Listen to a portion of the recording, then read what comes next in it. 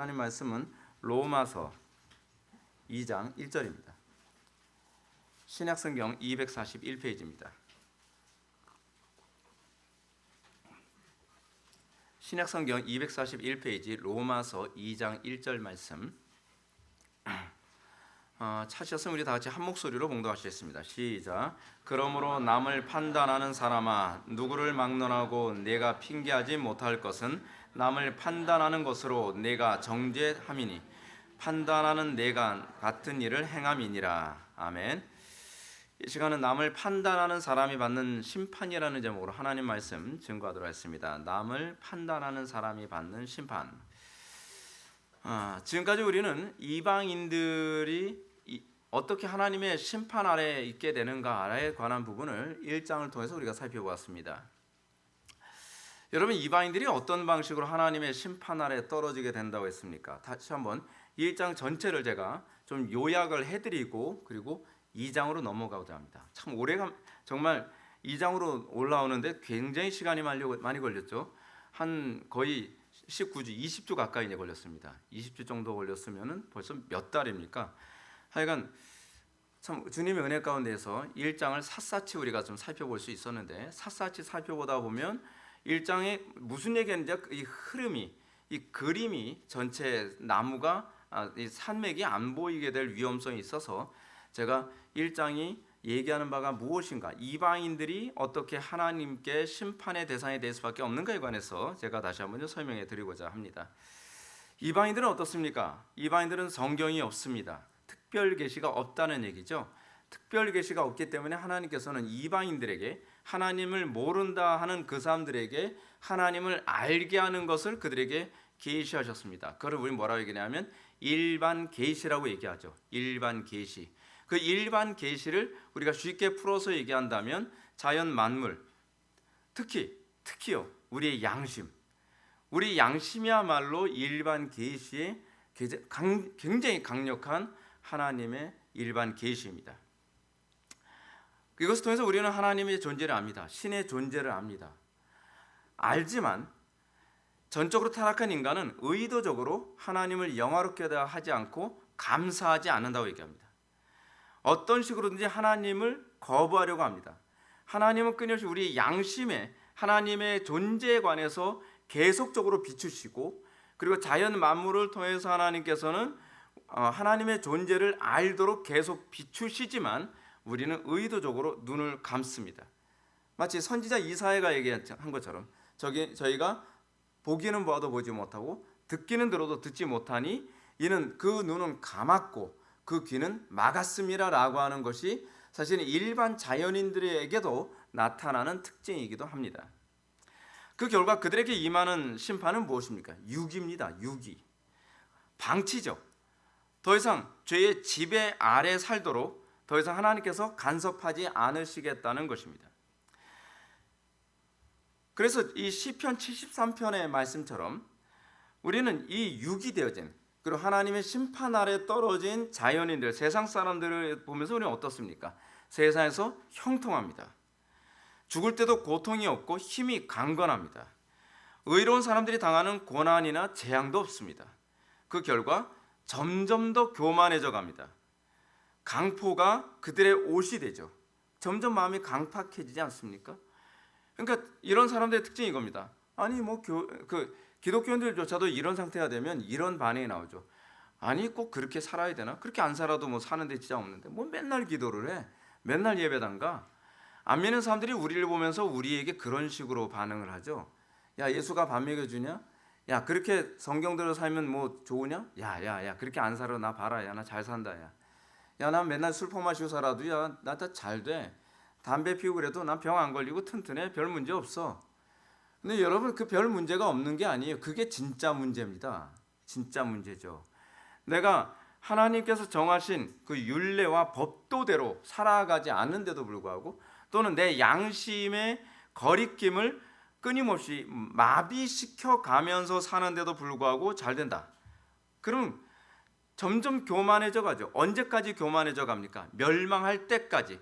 갑자기 그들에게 멸망이 올 때까지 그들이 그렇게 돼버리는 겁니다. 뭐 요즘에 여러분 보잖아요. 우리나라 사회 안에서 나타나는 거.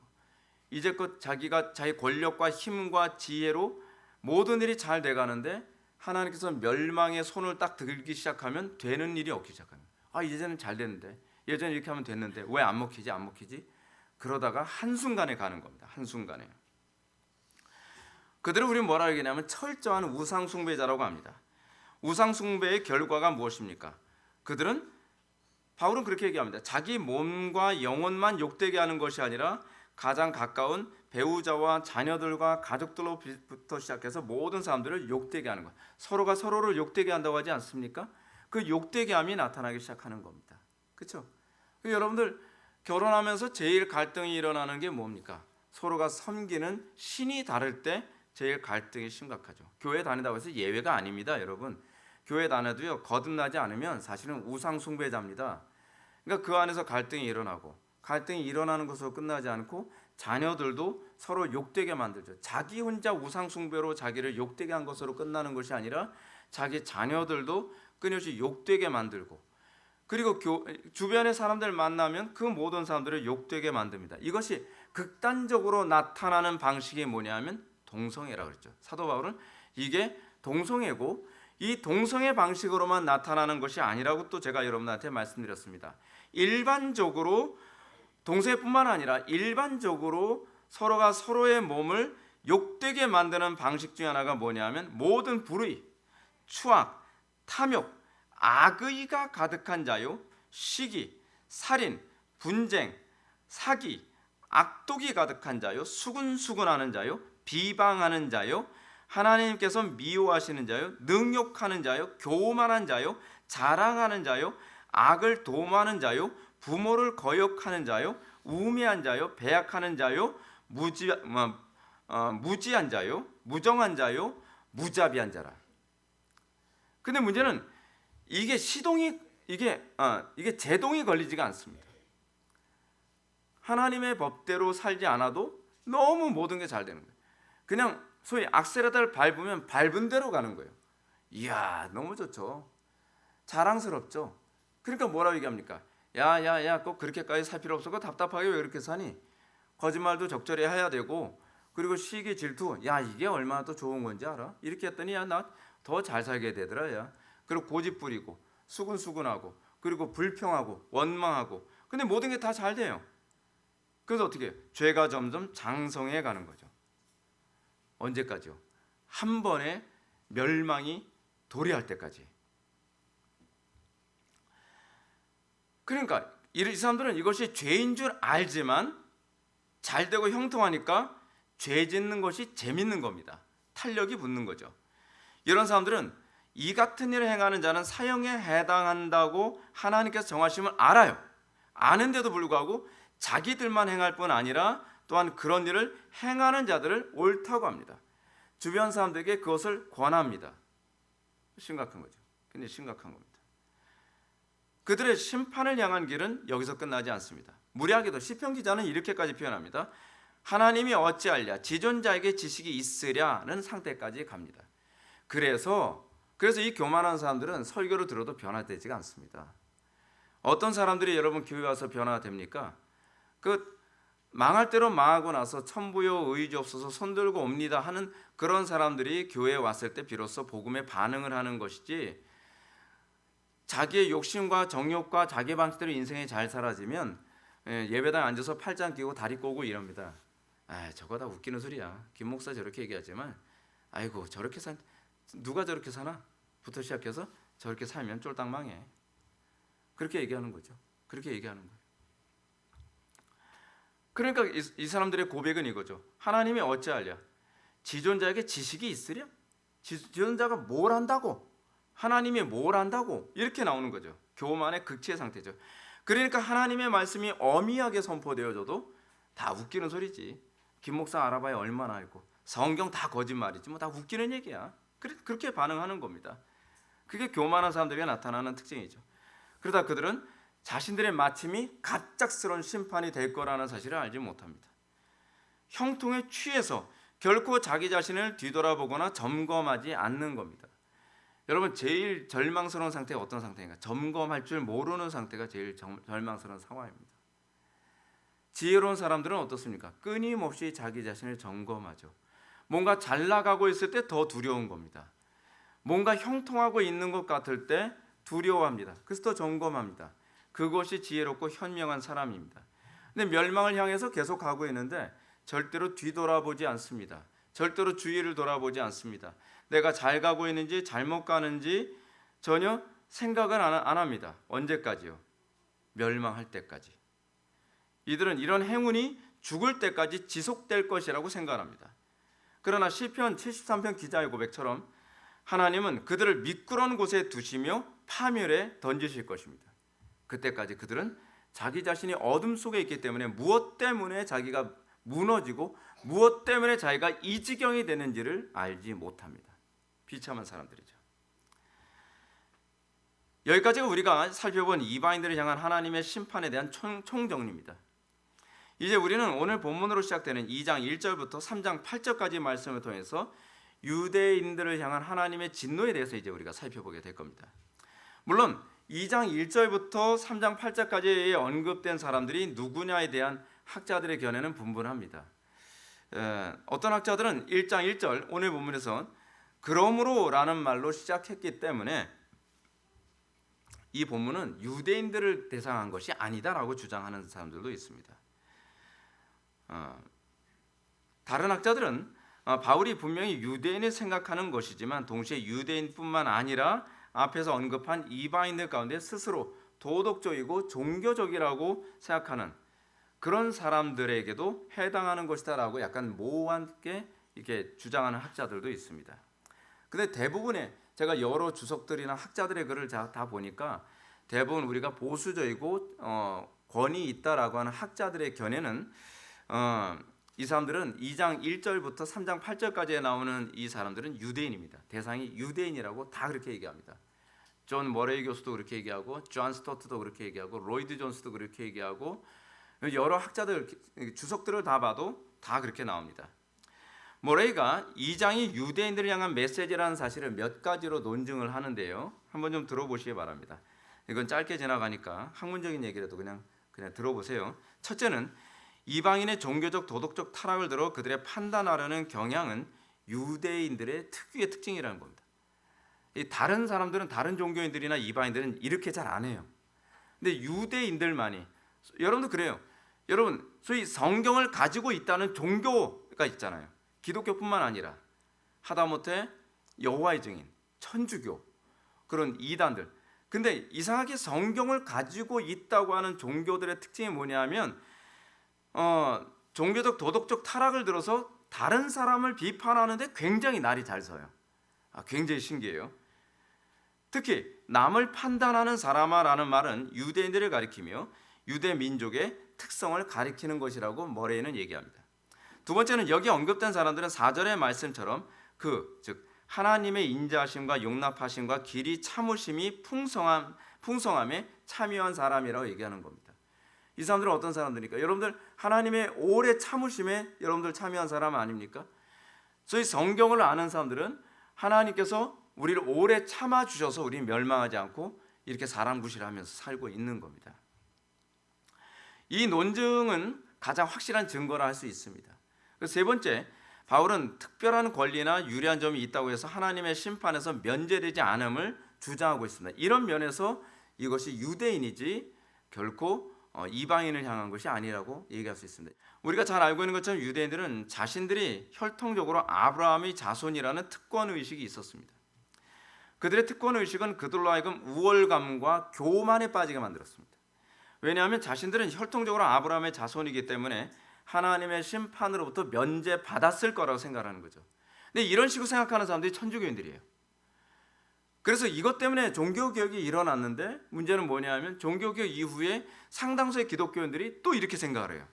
나 교회 와서 세례받고 교회에 등록했고 내가 교회를 얼마나 오래 다녔으며 나는 모태신앙이고 나는 교회 직분이 어떻고 저쩌고 이런 여러 가지 외적인 이런 조건을 가지고 나는 지옥에 가지 않을 것이다. 나는 하나님의 심판으로부터 면제된 사람일 것이다 라고 생각을 하고 있었다는 거죠. 근데 이게 전형적인 유대인들의 사고방식이에요. 에스카이도 이런 특권의식은 그들로 하여금 회개의 어려운 원인을 제공했습니다. 실제로 여러분들 어떤 사람들이 회개하고 어떤 사람들이 변화되기가 좀 어렵습니까? 교회 오래 다닌 사람들. 교회 오래 다닌 사람들은요, 나름대로의 프라이드가 있어요. 나름대로의. 그것 때문에 절대로 안 받아들입니다. 김 목사, 당신이 어떻게 얘기하든지 나는 내 구원의 확신은 흔들림이 없어. 여러분, 무슨 시몬스 침대도 아니고 말이에요. 흔들려야 돼요, 여러분. 그게 정상이에요. 내 신앙을 자꾸 점검하고. 그래서 청교도들은 뭐라고 얘기합니까? 구원을 확신하지 않으면서 우리의 구원을 확신해야 된다라고 얘기하거든요. 구원의 확신은 믿음의 대상이 아닙니다. 구원의 확신은 하나님의 은혜의 결과입니다. 근데 하나님의 은혜의 결과를 자꾸 이성으로 또는 인간의 경험으로 이걸 붙잡으려고 애를 쓰는 것이죠. 그래서 어떻습니까? 유대인들이 여러분 지금 기독교인들도 대부분 그렇지만 여러분들 신앙의 구원의 확신을 흔들어 놓게 되면 기분이 아주 안 좋죠. 굉장히 안 좋죠. 근데 유대인들이 그래서 예수님을 십자가에 못 박아 죽인 겁니다. 예수님의 공생의 기간 동안에 유대인들이 예수님을 공격했던 이유는 예수님께서 그들의 특권 의식을 자꾸 무너뜨리려 했기 때문에 그렇습니다. 그들은 자기가 아브라함의 자손이라고 얘기하는데 예수님은 대놓고 너희 아비는 마귀다라고 얘기를 하는 겁니다. 예수님께서 끊임없이 유대인들에게 공격했던 것은 특권 의식을 무너뜨리고 잘못된 구원의 확신에 관해서 끊임없이 깨뜨리고 그들을 각성케 하려고 하는 것 때문에 예수님이 너무 미웠던 거죠.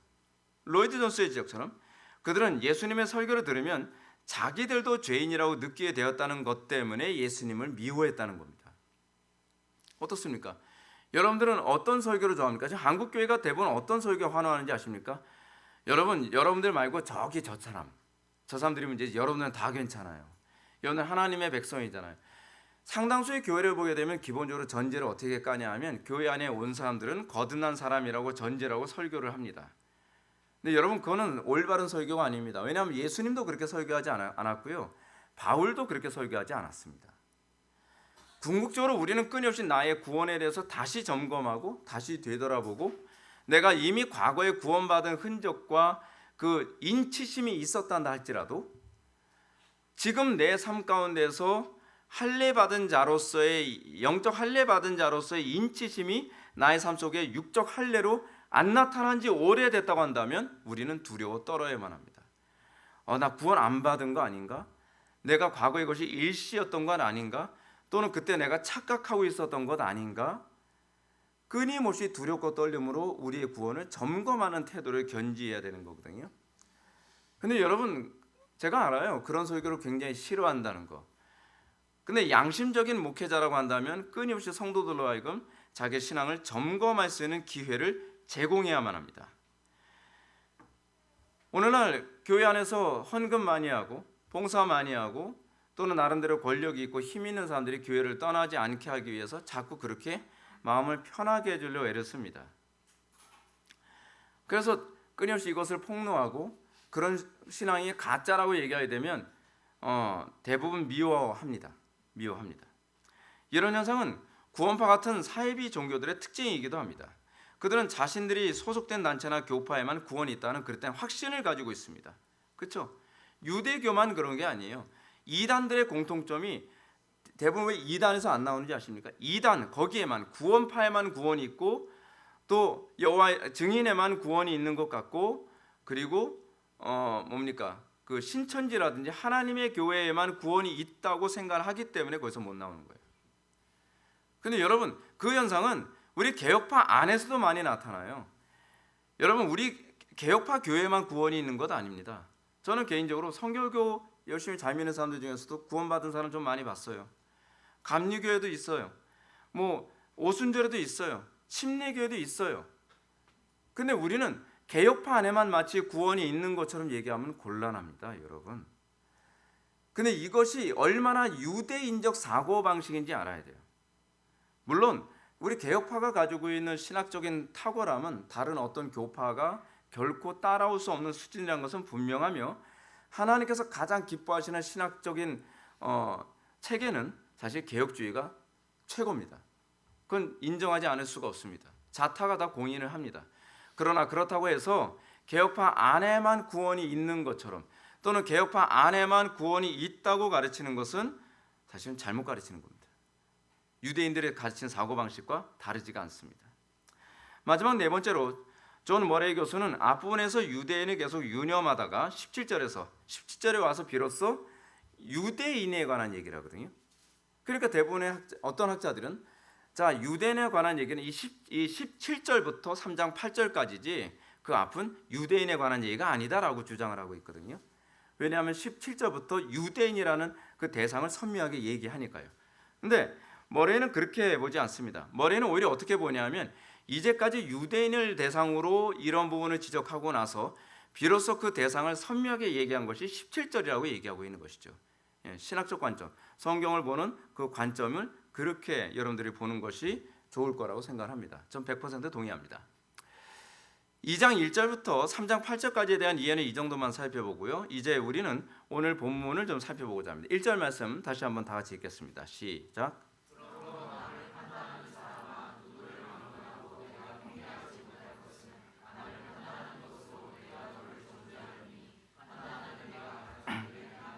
아멘. 본절은 앞에서도 언급한 것처럼 그러므로라는 접속사로 시작을 하지요.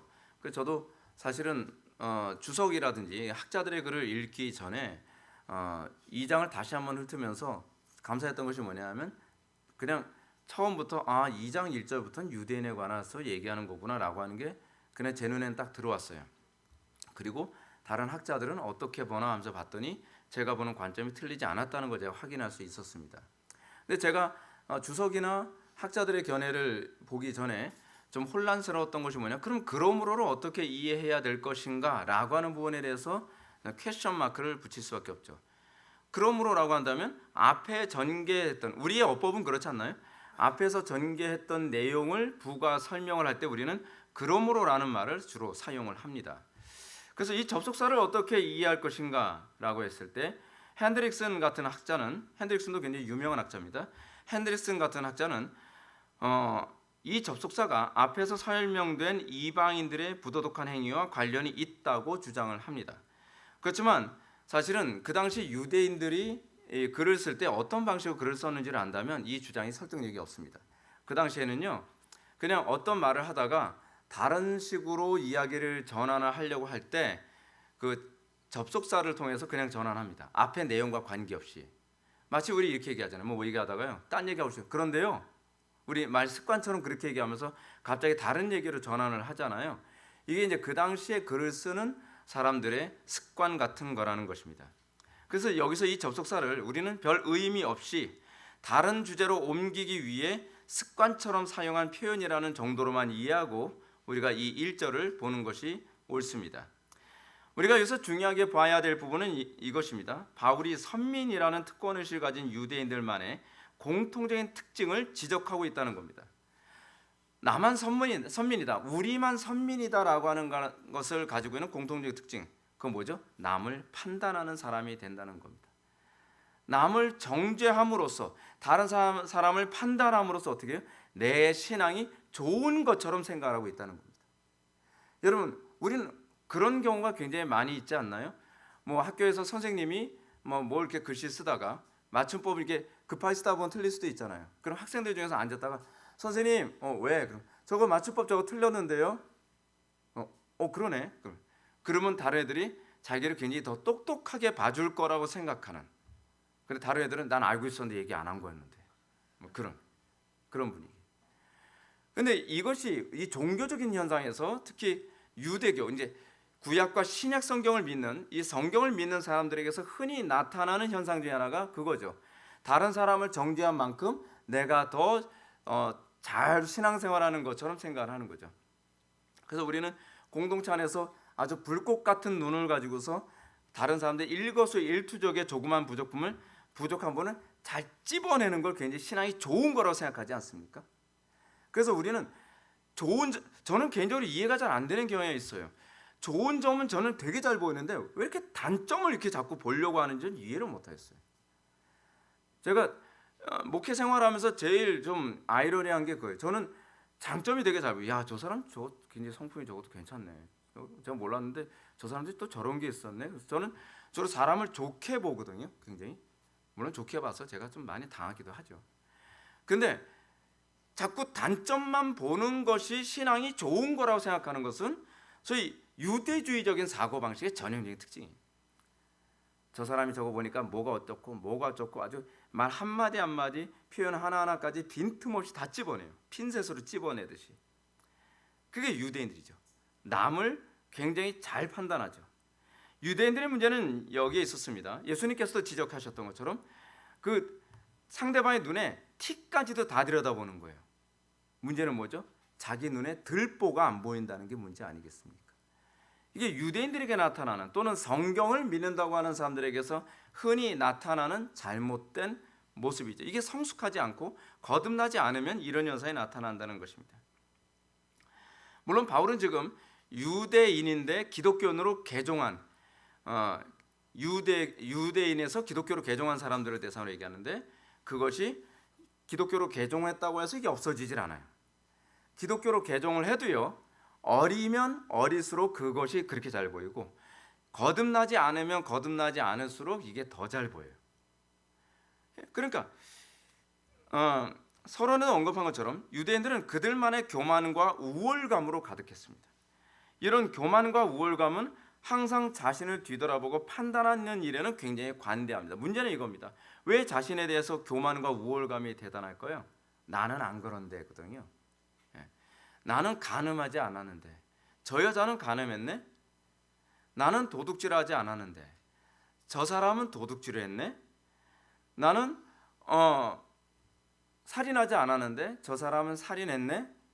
그러니까 예수님께서 마태복음 5장에서 뭐라고 말씀하십니까? 형제를 보고 라가라는 자마다 살인한 자요. 그리고 여자를 음욕을 가지고 여자를 본 사람마다 이미 간음한 자요. 이런 부분에서 쭉 나열하니까 어떤 현상이 나타날까? 나는 더 심한 짓을 하고 있거든요. 내 마음속에서. 내 마음속에 더 심하게 형제를 죽일 생각을 하고 더 끔찍한 간음을 생각하고 있고 더 끔찍한 도둑질을 하고 있음에도 불구하고 내가 그 행동을 하지 않으니까 나는 저 사람보다 우월하다고 생각하는데 오히려 이것을 감추기 위해서 내가 내 속에 그런 극악무도한 죄악됨이 있다는 것을 감추기 위해서 오히려 어떻게 해요? 저 여자가 간음하다 현장에 붙잡혔으니 어떻게 하라고요? 내가 먼저 돌로 때려 죽이자. 그러면 저 사람들이 나를 더 거룩하게 봐주겠지. 내 속에서 그런 간음하고 있다고 하는 것을 아무도 눈치를 채지 못하겠지라고 생각하게 되는 것이죠. 얼마나 사악합니까? 자, 근데 애석하게도 성령께서 주시는 구원에 대한 확신은 결코 이런 모습을 동반하지 않습니다. 바울이 1장에서도 언급한 것처럼 하나님으로부터 선택을 받아 구원을 받았다는 확신은 우월감이나 교만으로 나타나지 않습니다. 도리어 뭐로 나타난다고요? 빚진 자 의식이 나타난다. 빚진 자 의식. 오히려 나도 저런 죄를 마음속으로 수도 없이 저지르지만 하나님의 오래 참으심과 긍휼 가운데에 내가 구원을 받았지라고 생각하게 된다는 겁니다. 빚진 자 의식이죠. 그래서 우리는 어떻게 해요? 저들을 어떻게 도울 수 없을까를 생각하는 거죠. 저들도 나처럼 예수를 믿으면 저들도 저 죄로부터 자유로울 수 있을 텐데 나도 여러분 그래서 이런 경향이 있잖아요. 동성애자였다가 예수를 믿고 거듭난 사람은 동성애자들을 정죄하는 것이 아니라 오히려 그 동성애자들을 섬기고자 하는 마음이 생기죠. 나도 예수 믿기 전에는 너희들처럼 동성애의 노예였지만 나도 예수를 믿고 나니까 이 자유롭게 된 것이 내 힘과 내 의지와 내 결단의 결과가 아니라 은혜의 결과였어. 그러면서 전도를 하게 되는 거예요. 그래서 죄인들을 바라보는 방식이 달라지는 거죠. 빚진 자 의식입니다. 그래서 우리가 만약에 이 빚진 자 의식을 갖게 된다면 바울은 그러죠. 내가 빚진 자 의식을 가짐으로써 나는 이방인들을 바라보는 안목이 달라졌다. 과거에 내가 빚진 자 의식이 없었을 때는 어땠어요? 이방인들은 개라고 봤죠. 이방인들은 다 싹 멸망당해도 당연하다라고 생각을 했지요. 근데 예수님으로 말미암아 은혜를 받고 난 바울은 이방인들을 위한 사도로 자기 삶이 바뀌어요. 이방인들을 어떻게 하면 도울 수 있을까? 이방인들을 어떻게 하면 저 죄로부터 자유함을 얻고 어떻게 하면 저희들도 구원을 받도록 내가 도울 수 없을까라는 태도로 바뀌게 된다는 사실입니다. 죄인들을 향해 긍휼함을 품게 되고요. 오히려 그 사람들을 볼 때 소명의식을 느끼게 되는 거죠. 여러분, 우리가요 다른 교회가 잘못되고 있다라고 했을 때 정죄를 하게 됩니까? 아니면 소명의식을 느끼게 됩니까? 저는 우리 개혁파 교회가 좀 이것 좀 고쳤으면 좋겠어요. 고소하다는 식으로 얘기하는, 저게 틀려먹었어, 저게 뭐 아이고 뭐 드레스 띄었어, 아이고 개혁파 교회가 뭐 저런 거래, 다 틀려먹었어, 다 틀려먹었어, 우리 교회만. 아니요, 정반대의 마음을 가져야 돼요. 소명의식. 우리 교회가 이렇게 된 것은 하나님의 은혜다. 그럼 어떻게 우리가 그 교회들을 도울 수 있을까를 생각을 해야죠. 어떻게 교회, 그리스도의 몸된 교회를, 내가 그 잘못 가고 있는 교회를 보면은, 잘못 가고 있는 교회를 보면서 내가 소명의식에 더 불이 붙고 더 도울 수 없을까를 고민하는 것이 아니라, 저거 싹 다 저거 다 멸망해서 저런 교회는 안 망하고 뭐 하는지 모르겠어. 하나님께서 기뻐하시는 마음이 아닙니다. 하나님께서 원하시는 마음은 소명의식입니다. 빚진 자 의식입니다.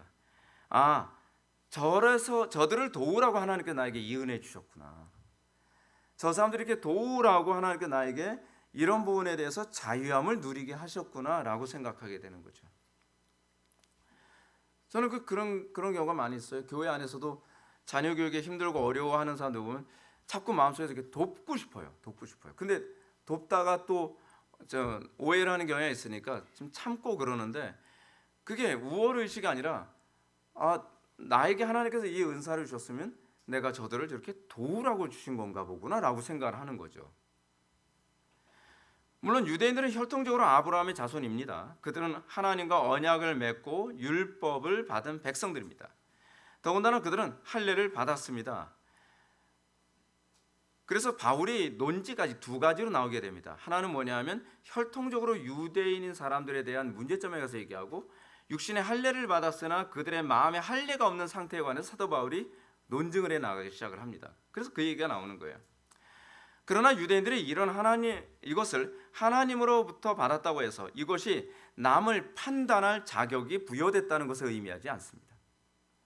이것은 창세기에서 아브라함과 이삭과 야곱이 하나님으로부터 언약을 받고 출애굽기에서 모세가 율법을 받은 궁극적 목적이 이게 아니었어요. 이 사람들, 유대인들이 자꾸 착각을 하는 것이 뭐냐 하면, 아브라함의 조상이고 그리고 우리가 모세의 율법을 받았으니까 이방인들을 개쓰레기처럼 취급을 해도 정당하다라고 생각을 하는데 그게 아니었다는 거죠. 이것은요, 아브라함이 하나님께서 이 창세기 때서부터, 창세기 인간을 처음 창조하셨을 때, 그리고 아브라함에게 하나님께서 은혜를 주셨을 때 하나님께서 요구했던 것이 뭐냐면 땅의 모든 족속이 너로 말미암아 복을 얻을 것이니라거든요. 다른 사람들에게 복을 주도록 하기 위해서 그들에게 복을 주신 거예요. 복의 근원이 되라고요. 하나님께서 이 아브라함을 부르실 때 뭐라고 얘기합니까? 아브라함아, 너는 복이 될지라. 하나님을 모르는 사람들에게 복이 되라고 복을 주신 것이지, 다른 사람을 정죄하고 판단하라고 복을 주신 게 아니거든요. 이것은 아브라함이 하나님의 명령으로 백세 얻은 독수자 이삭을 제물로 드리는 일에 인정받았던 그 언약에서도 구체화됩니다. 하나님 아브라함에게 이렇게 말씀하십니다. 내가 네게 큰 복을 주고 내 씨가 그 대적의 문을 차지하리라. 또 내 씨로 말미암아 천하 만민이 복을 받으리라. 여기서 헷갈리기 시작하는 거예요. 대적의 문을 차지하리라, 그러니까 이방인들 다 죽여야 된다 생각하는 거예요. 그런데 그 다음에 뭐라고 해요? 내 씨로 말미암아 천하 만민이 복을 얻으리라는 거거든요. 이방인들을 죽이라는 얘기가 아니라 이방인들에게 복의 근원이 되라는 얘기예요. 근데 이걸 자꾸 헷갈려 하는 거죠. 자기 방식으로 해석을 하는 겁니다. 근데 이건 모세와 하나님이 언약 체결을 했을 때 하나님께서 모세에게 주신 신의 선언약이 몇 장부터 시작된다고요? 출애굽기 19장부터. 출애굽기 19장에 하나님과 이스라엘이 대면을 하죠.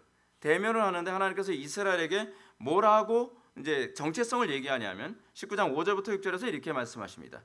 세계가 다 내게 속하였나니 너희가 내 말을 잘 듣고 내 언약을 지키면 너희는 모든 민족 중에서 내 소유가 되겠고 너희가 내게 대하여 제사장 나라가 되며 거룩한 백성이 되리라. 이는 너는 이 말을 이스라엘 자손들에게 전할지니라. 모세에게 이거 전하라 했어요. 이스라엘 백성들의 정체성이 이거라고요.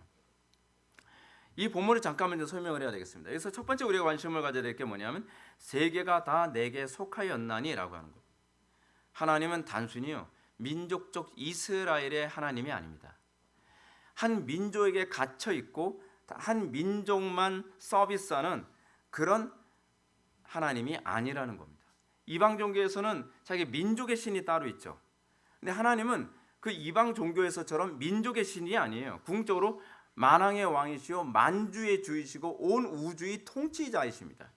그걸 이미 신의 산 언약에서 명확하게 얘기하는 거예요. 난 너희들의 소유로서의 하나님이 아니라 너희가 나의 소유로서 내가 너희들을 선택한 거란 겁니다. 근데 이것부터 헷갈려 있는 거예요. 벌써. 왜요? 그 당시에 신을 섬기는 우상을 숭배하는 사고방식을 가지고 하나님을 내가 소유했다라고 생각을 하는 거예요. 근데 하나님은 아예 시작부터 뭐라 하냐면 내가 너희를 선택하고 내가 너희를 소유한 거야 라고 얘기하는 거죠. 세굴라, 히브리어 세굴라라고 하는데 너희들은 나의 소유다라고 얘기하는 거죠. 그 다음에 관심을 가져야 할 부분은 너희가 내 말을 잘 듣고 내 언약을 지키면 너희는 모든 민족 중에서 내 소유가 되겠고라는 말씀입니다. 이 말씀은 자칫 행위 구원처럼 보여질 수가 있습니다. 뭐냐면 내 말을 잘 듣고 내 언약을 잘 지키면이라고 얘기했으니까요. 그래야 주님의 소유가 되는 것처럼. 아니요, 하나님께서 이미 그들을 선택하셨어요. 그리고 그들에게 율법을 주셨어요. 선택이 먼저예요, 율법이 먼저예요? 선택이 먼저예요. 그리고 하나님께서는 이미 아브라함하고 그렇게 약속을 하셨어요. 그리고 나서 내 자손들이 430년 만에 애굽으로부터 나오게 될 것이다라고 얘기했어요. 이미 그들은 하나님의 소유예요. 근데 그럼 이게 무슨 표현인가? 그래서 상당수의 사람들이 구약 이스라엘 백성들은 행위로 구원을 받았다라고 이 본문을 오해합니다. 아니, 이 본문은 행위 구원을 얘기하는 본문이 아니에요. 이게 이 히브리인들의 또는 성경의 어법을 자꾸 오해해서 그래요. 이런 사실은 로마서 4장 2절에서 3절에 논증한 것처럼 아브라함의 구원은 오직 은혜와 믿음으로 된 것입니다. 자, 한번 읽어보겠습니다. 로마 4장 2절부터 3절 말씀. 만약 아브라함의 행위로서 의롭다 하심을 받았으면 자랑할 것이 있으려니와 하나님 앞에서는 없느니라. 성경이 무엇을 말하느냐? 아브라함이 하나님을 믿음에 그것이 그에게 의로 여겨진 바 되었느니라. 이미 창세기 때서부터도 구원은 믿음으로 얻는 겁니다. 행위로 얻는 것이 아닙니다. 율법을 지킴으로 얻는 게 아니에요. 그렇다면 하나님께서 모세에게 신의 언약을 맺기 전에 너희가 내 말을 잘 듣고 내 언약을 지키면, 행위처럼 보이죠? 너희는 모든 민족 중에서 내 소유가 되겠거라고 하는 말씀의 의미는 무엇이겠습니까? 그래서 너희가 내 말을 잘 듣고 내 언약을 지키면이라는 말씀은 율법의 행위를 통해서 구원을 얻는다는 뜻이 아니라 믿음이 있다면 주님의 말씀을 잘 듣고 언약을 지키게 될 거라는 겁니다. 자, 이걸 바울이 뭐라고 표현했죠? 바울이 이걸 이렇게 표현했습니다. 아브라함이 할례를 받은 것은 창세기 15장에서 하나님과 믿음으로 구원을 받은 것을 인친 것이라고 얘기합니다. 할례가 몇 장에 나와요? 창세기 17장에 나와요. 근데 믿음으로 의롭게 되면 창세기 15장에 나온 거란 말이에요. 이미 믿음으로 의롭게 된 것을 인친 것이 뭐예요? 할례거든요. 근데 할례 받은 사람의 공통점이 뭐죠? 너만 할례하고 끝나라는 것이 아니라 너와 내 자손과 내 자녀들과 내 집안에 거하는 종들까지 다 할례를 하라는 겁니다. 할례 받음의 전형적인 특징이 뭐냐면 나 혼자 할례 받은 것으로 끝나는 것이 아니라 주변 모두를, 자기와 관계 맺는 모든 사람들을 할례 받게 하는 것으로 나타나게 된다는 것입니다. 그걸 우리는 신약에서는 전도라고 얘기하는 거죠. 전도가 그겁니다. 전도의 개념이 그거예요. 그렇다고 한다면 너희가 내 말을 잘 듣고 내 언약을 지키면이라는 말씀은 사실은 구원받은 자로서의 인침이에요.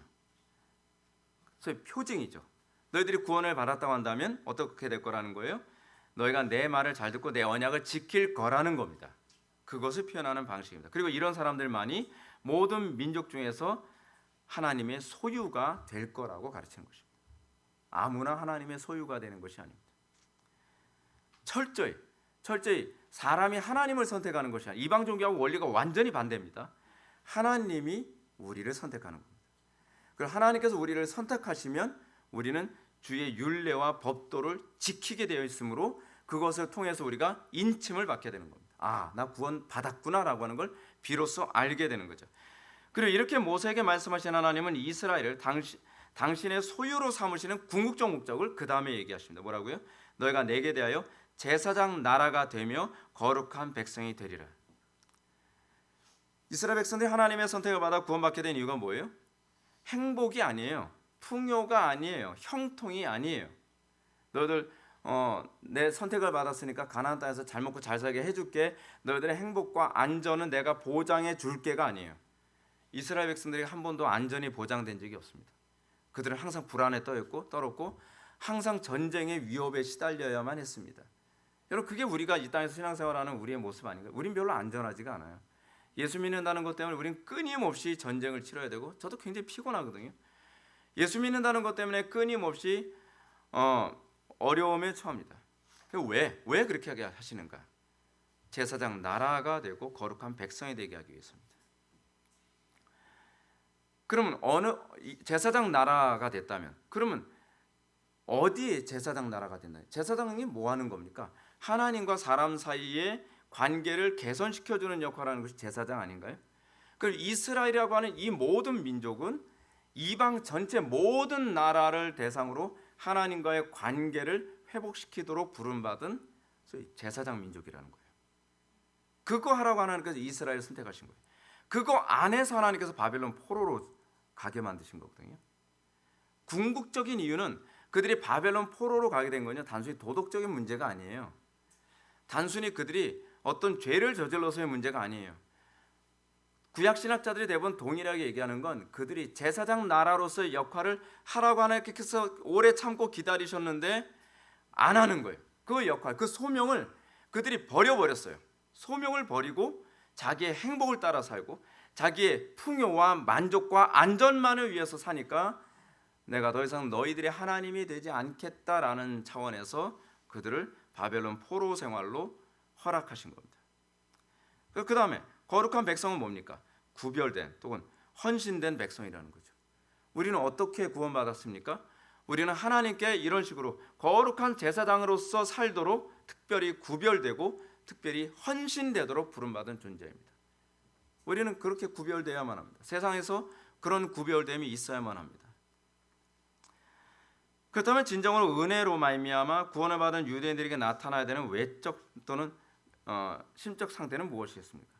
하나님을 모르는 이방인들을 향해서 빚진 자 의식과 소명 의식을 갖는 거죠. 나 불편하지 않으면 태평하게 세월 보내며 사는 게 아닙니다. 그럴 시간이 없습니다, 여러분.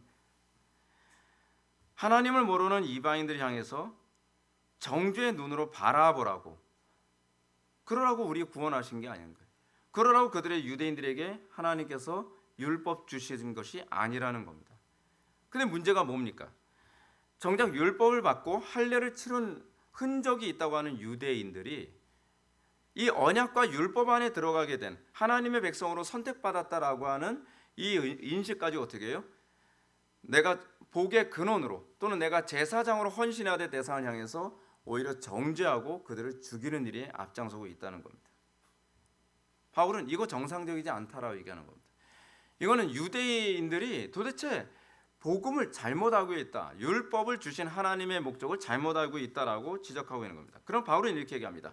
누구를 막론하고 내가 핑계하지 못할 것은 남을 판단하는 것으로 내가 정죄함이니 판단한 내가 같은 일을 행함이니라 라고 얘기합니다.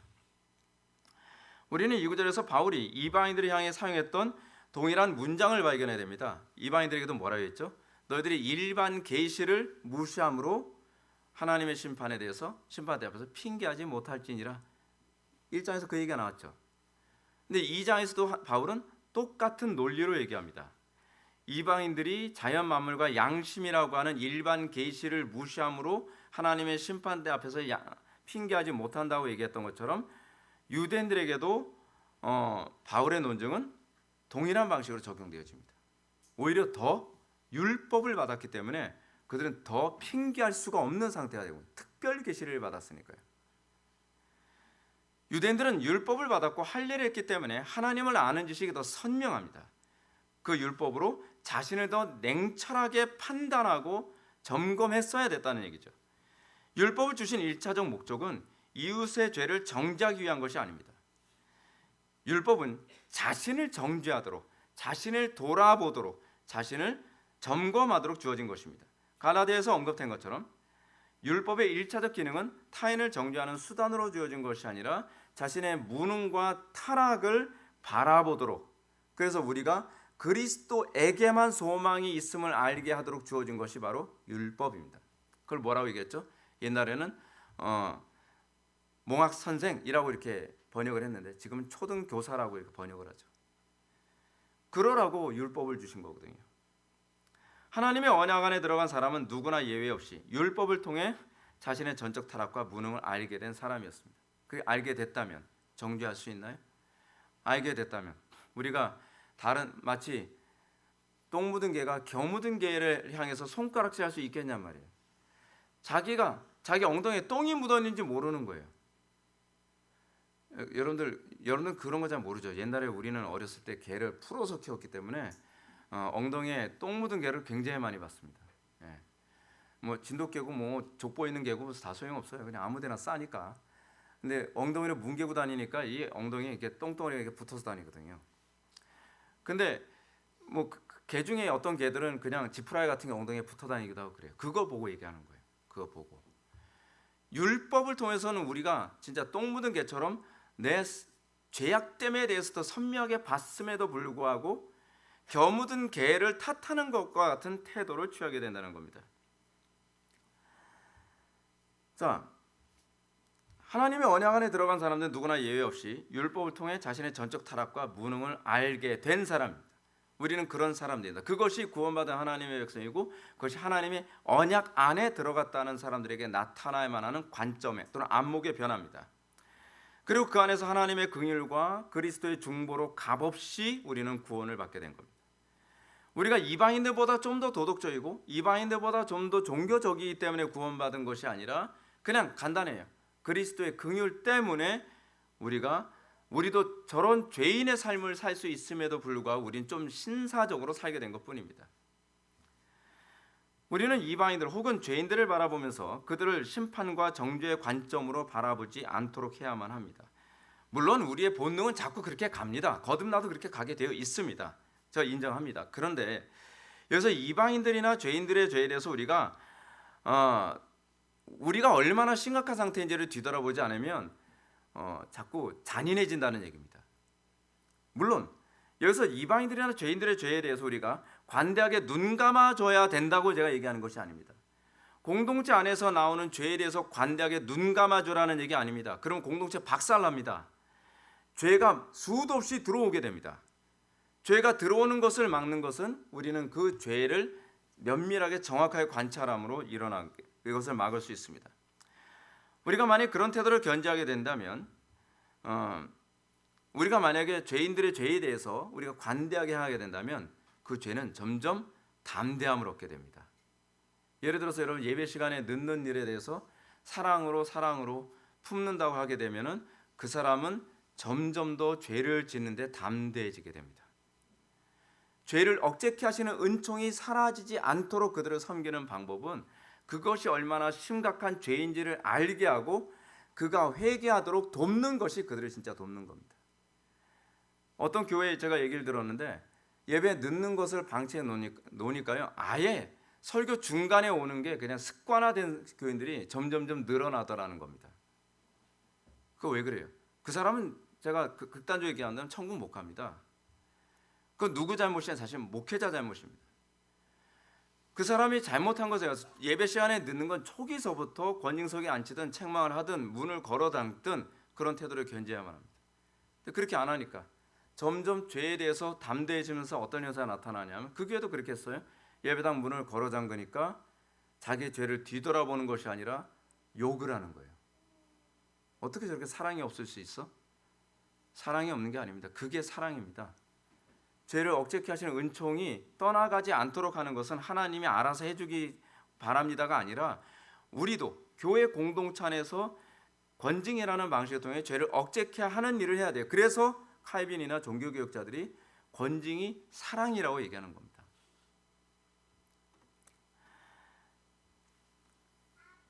이것은 자녀를 대할 때도 마찬가지입니다. 목회자나 성도들을 대할 때도 마찬가지입니다. 만일 부모나 목회자가 자녀들이나 성도들의 죄를 가볍게 취급하고 한다면 그 영혼들은 죄에 더 담대해질 것이며 그 결과 죄를 억제케 하시는 하나님의 은총으로부터 유기되는 끔찍한 상태에 가게 됩니다. 때문에 잠언은 이렇게 얘기합니다. 초다를 참아 못하는 자는 그 자식을 미워함이라 자식을 사랑하는 자는 근실히 성실하게 징계하느니라 라고 얘기하는 거죠.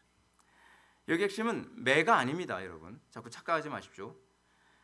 매를 드니까 사랑이라고 생각하지 마십시오. 여러분들 매를 들면서 스트레스 해소하기도 하잖아요. 솔직히 가뜩이나 밖에서 내가 열받았는데 그래 비 오는 날 먼지나게 너라도 좀 패자 펑펑펑. 여러분 그건 자녀를 노엽게 하는 겁니다. 자녀를 노엽게 하는. 여기서 말하는 매는 그런 개념이 아닙니다. 그래서 매의 핵심은 뭐냐면 자녀들이 죄에 대한 심판이 얼마나 두려운지 어렸을 때부터 알게 하는 것이지 부모의 화풀이 대상이 되면 안 됩니다. 그러므로 잠언은 또 가르치기를 내가 그를 채찍으로 때리면 그 영혼을 스올에서 건질 것이다 라고 얘기합니다. 그들의 영혼이 죄를 억제케 하시는 하나님의 은총 안에 있도록 하기 위해서 징계를 하는 것이지 화풀이용으로. 여러분 그래서 자녀들한테 화풀이하듯이 짜증내듯이 훈육하지 마십시오. 절대로 안 바뀝니다. 왜냐하면 그건 사랑이 아니라 화풀이기 때문에 그렇습니다. 화풀이기 때문에. 실제로 살인범이 그 죄에 대해서 사형 선고를 받고 난 후에 옥에서 자신의 죄를 뒤돌아보고 예수님을 영접하는 경우가 많이 있죠. 그 왜 그렇습니까? 사실은요. 정부라고 하는 하나님께서 세우신 시스템 안에서 국가가 살인죄와 같은 사람들을 사형으로 처하게 하는 것은 죄를 억제케 하시는 하나님의 은총의 또 다른 방편입니다. 그것 때문에 이 죄인이 사형 틀에서 죽으러 가기 전에 예수님을 영접하게 되는 거죠. 그래서 저는 사형제도 없으면 안 된다고 생각하는 입장입니다. 그는 채찍에 맞음으로 그 영혼이 스올에서 지옥에서 건짐을 받게 된 것입니다. 그러나 한편으로는 이렇게 사형 집행을 염두에 두고 구원을 받게 되는 것보다는 어렸을 때서부터 죄에 대한 정당한 징계를 부모로부터 받아서 죄에 대한 심판의 두려움을 알게 된다면 굳이 거기서 구원받게 하지 않아도 되잖아요.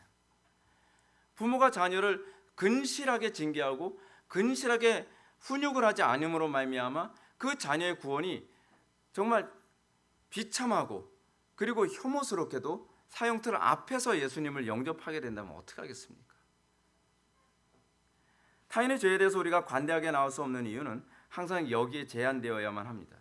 영혼에 대한 사랑을 빌미로 불법한 타인들의 행동에 대해서 무조건 저항하지 않는 것은 사랑이 아닙니다. 신앙도 아닙니다. 칼빈이 기독교 강의에서 언급한 것처럼 우리가 세상에서 불법한 방식으로 공격을 받을 때 법적으로 저항하는 것조차도 정당한 거라고 얘기합니다. 여러분 우리가 다른 사람의 불법에 대해서 무조건 당해준다고 여러분 그게 사랑이라고 생각하지 마십시오. 하나님 영광 때문에. 아니요. 그렇게 하면서 저 사람 버릇이 더 나빠지는 경향도 있습니다. 야 이렇게 하니까 잘 속네. 이렇게 하니까 돈벌이 짭짤하네. 이렇게 하니까 정말 편하네. 그렇게 나쁜 습관을 갖도록 만들지 않는 것도 우리가 해야 될 부분입니다. 칼빈의 한 말을 한번 봅시다. 통치자가 악인들의 비행과 부정한 행위들을 막음으로 우리로 하여금 고요하고 안정된 삶을 살 수 있도록 해주는 자들임을 알게 된다. 그러므로 통치자에게 요청하고 호소한다 하더라도 결코 경건에 해가 되는 것은 아니라는 것이다. 통치자 어떤 사람입니까? 재판하는 사람이거든요. 우리가 억울한 일 당했을 때에 당해주는 것이 신앙이 아니라 정의가 법이 이것이다라고 하는 것을 통해서 불법한 사람들이 꺾여야 그 사람들이 그 죄를 반복해서 저지르지 않는 겁니다.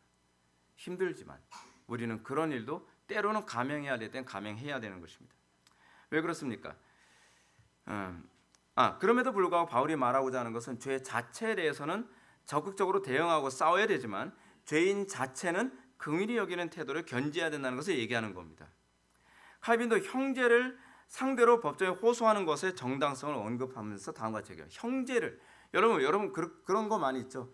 교회 안에서 형제 안에 또는 교회 안에 있는 형제와 다른 교회 형제들 간에 법적인 문제가 부딪혔을 때 우리는 소송 걸면 안 된다고 생각을 하죠.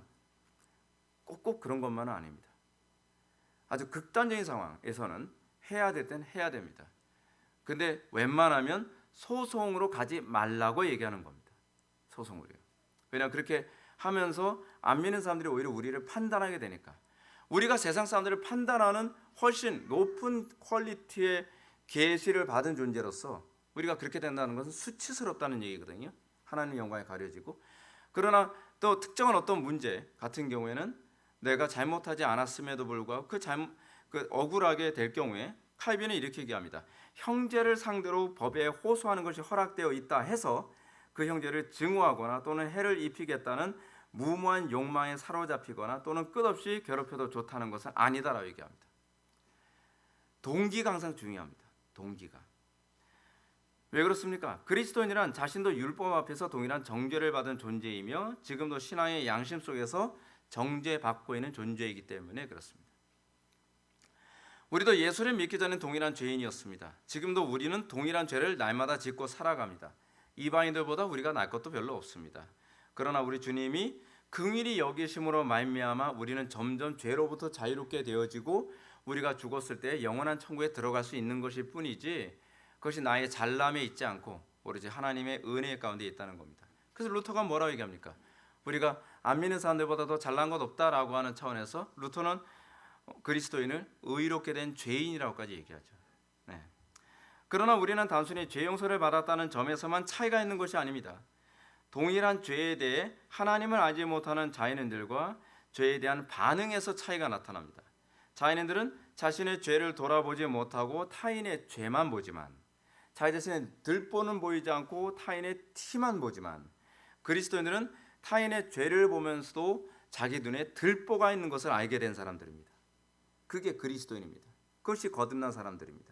한마디로 얘기해서요, 내로남불할 수 없다는 얘기입니다. 내로남불하는 사람이 크리스찬이다라고 했을 때 믿지 마십시오. 제가 소위 좌파 사상에 물든 사람들에 대해서 제가 정말 혐오하는 것이 뭐냐면 소위 정치가들 중에서 좌파 사상 물든 사람들 가운데에 내로남불 안 하는 사람을 본 적이 없습니다. 기독교인이라고 이렇게 얘기하면서 믿지 마십시오. 그거 가짜입니다. 그렇기 때문에 우리는 죄인들의 죄악된 행동을 보면 분명히 마음속에 미움과 적의가 생깁니다. 안 생길 수 없습니다. 왜냐하면 우리도 육체를 입고 있으니까. 나를 괴롭게 만들고 나를 고통스럽게 만드는데 어떻게 안 믿겠습니까? 난 안 미워한다. 난 그래도 안 미워한다. 그러면 저는 그 사람 진짜 미워할 겁니다. 네. 그 사람 믿을 수가 없어요. 왜냐하면 우리가 육체를 입고 있기 때문에 특별한 하나님의 은총이 아니겠군요. 그게 끊임없이 올라옵니다. 그걸 죽임이기 위해서 또 기도하는 거고 은혜가 필요한 것이죠. 때문에 우리는 죄인들의 죄악되는 데서 분명히 마음속에 미움과 적의가 생기지만 한편으로는 죄인들에 대한 긍휼과 자비의 태도가 같이 생겨야 된다는 겁니다. 그 사도 바울이 그래서 로마서 7장에서 뭐라고 하죠? 우리 속에 두 개의 법이 싸운다는 거죠. 한편으로는 저 죄인을 미워하는 마음, 한편으로는 저 죄인을 긍휼히 여기는 마음이 두 개가 같이 싸워요. 그래서 우리는 굉장히 힘듭니다. 예.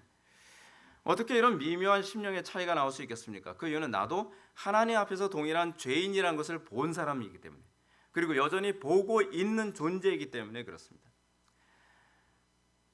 그래서 우리도 저 죄에 언제든지 얼마든지 빠질 수 있는 존재라는 것에 대한 인식이 있습니다. 어떤 사람이 그런 얘기합니다. 다윗이 우리아의 아내 밧세바를 보냈으니까 구원 못 받은 거 아닌가요? 그거하고 아무 관계가 없어요, 여러분. 오히려 다윗의 그 모습을 통해서 경건한 사람도 저런 동일한 죄악에 빠질 수 있다는 것을 우리에게 경고하고 있는 것입니다. 성도란 죄와 피 흘리까지 싸우는 존재가 된 것처럼 타인의 죄와 또한 불법에 대해서 치열하게 싸우는 존재입니다. 내 죄와 싸워본 사람만이 구조적 죄와 싸웁니다. 우리가 왜 불법과 죄악에 대해서 항거하지 않느냐?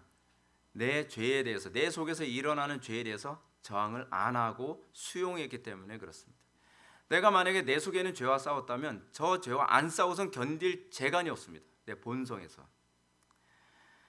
죄인 자체에 대해서는 긍휼과 자비라는 하나님의 형상이 우리에게서 나오고, 그리고 한편으로는 죄악된 구조와 이 구조적 죄와 싸움으로써 하나님의 형상이 나오게 되는 겁니다. 죄와 싸우는 것이 하나님의 형상입니다. 죄와 싸우는데 우리가 무관심하다, 그리고 나는 착하니까 나는 성실하고 나는 거듭났다, 저는 믿지 않습니다. 그리스도인은 단순히 착한 사람들이 아니라 죄와 싸우면서 선한 사람입니다. 죄와 안 싸우면서 오히려 죄와 싸우는 것을 피해가면서 내가 그리스도인이다라고 얘기하는 것은 위선이거나 잘 모르거나 둘 중에 하나입니다. 우리가 만일 죄인들의 죄를 보고 나도 동일한 죄 가운데 있음을 전혀 자각하지 않고 내로남불처럼 자신은 그런 죄를 저지르지 않은 사람처럼 생각하면서, 그리고 과거에 자기도 그런 동일한 죄를 저질렀다는 것을 전혀 기억에 떠올리지도 않으면서 죄인들을 긍휼 없는 정죄만 일삼는다고 한다면 그거는 기독교인이 아닙니다. 그는 자기 속에 죄 용서받은 사건이 없었음을 스스로 인정하는 겁니다. 그런 죄인들을 향한 무자비한 정죄를 통해 자신을 정죄하고 있는 겁니다. 돌이켜도 이 정죄는 죄인들에 대한 사형 선고 이전에 자신에 대한 사형 선고를 이미 떨어뜨리고 있다는 사실입니다. 이것으로 인해 자연인들도 결코 하나님의 심판대 앞에서 핑계할 수 없는 것처럼 우리가 다른 불신자들이나 이방인들이나 그렇지 않은 공동체 안에 있는 다른 형제에 대해서 긍휼과 자비가 없는 이 정죄를 일삼을 때 우리도 하나님의 심판대 앞에 섰을 때에 우리는 핑계할 수 없고 지옥의 형벌을 받게 될 것입니다. 바울은 지금 그걸 얘기하고 있는 겁니다. 율법과 할례를 알게 된 사람들은 더욱더 하나님 앞에서 핑계할 수 없습니다. 이방인들이 하나님을 알되 하나님을 영화롭게도 하지 않고 감사하지도 않은 것에 대해서 심판받은 것처럼 율법과 할례를 받은 사람들이 하나님을 영화롭게도 하지 않고 하나님께 감사하지도 않고 오히려 다른 사람들의 죄에 대해서 신랄하게 정죄를 한다면 그도 더 심각하게 핑계할 수 없는 상태에 직면하게 될 것입니다. 우리가 하나님을 영화롭게 하고 감사하는 것이 뭐로 나타나야 하겠습니까? 다른 사람들의 죄를 봤을 때의 용서와 긍휼히 여김과 그들을 위해서 기도함으로 나오게 되어 있다는 거예요. 그것이 감사함이에요. 그것이 하나님을 영화롭게 합니다. 근데 이런 모습이 전혀 나타나지 않는다고 한다면 그 사람은 하나님의 심판대 앞에서 정말 핑계할 것이 없을 겁니다. 하나님, 저는 그때 영접 기도했거든요. 하나님, 그때 저는 믿음으로 구원을 받았거든요. 하나님, 저는 믿음이 있어요. 좀 믿는다고 좀 확신했었어요 라고 얘기할 때 하나님께서 우리 그렇게 질문하실 거라는 겁니다. 너 형제들 가운데, 이방인들 가운데 주변 사람들의 죄를 볼 때 긍휼과 자비의 눈으로 봤니? 너 한 번도 그렇게 본 적이 없잖아. 네가 만약에 하나님의 은혜와 긍휼을 받았다고 한다면, 그리고 너희들이 특별 계시를 통해서 하나님의 은총을 받았다고 한다면 그것을 통해서 하나님을 영화롭게 하고 하나님께 감사함이 있었어야 될 텐데 난 너의 삶에서 한 번도 그걸 본 적이 없어. 핑계할 수 없겠죠. 핑계할 수 없습니다. 그는 바깥 어두운 데서 슬피를 울며 이를 갈게 될 것입니다. 그것이 바울이 가르치는 논지입니다. 그러므로 율법과 할례를 통해 진정으로 구원의 하나님을 알게 됐다면 죄인들을 향한 판단과 정죄를 자신에게 먼저 적용한 흔적이 나타나야만 합니다. 그리고 하나님으로부터 어떻게 용서와 긍휼을 받았는지 다시 한번 뒤돌아보게 되고 또 그것을 인식하면서 동일한 용서와 긍휼의 태도로 다른 타인을 바라보게 될 것입니다. 그렇지 않으면 남을 판단하는 것으로 우리가 우리 자신을 심판, 즉 정죄하는 끔찍하고 두려운 일이 벌어지게 될 것입니다. 어디서요? 하나님의 심판대 앞에서. 다 기도하셨습니다. 사랑이 많으신 하나님 아버지, 우리가 오늘 이 시간 유대인들을 향한 하나님의 심판이 어떻게 일어나는지를 우리가 살펴보았습니다. 우리의 마음속에 유대인들과 동일한 논리와 사고방식으로 우리가 악한 열매를 맺고 있는 것이 아닌지 다시 한번 뒤돌아보게 됩니다. 주님, 우리의 마음속에 주의 율법과 계율을 바르게 알고 우리의 마음에 할례 받은 그 증거가 있다면 우리가 하나님을 영화롭게 하고 감사하는 삶이 날마다 열매로 나타나게 하여 주옵소서. 예수님의 거룩하신 이름으로 기도올리옵나이다. 아멘.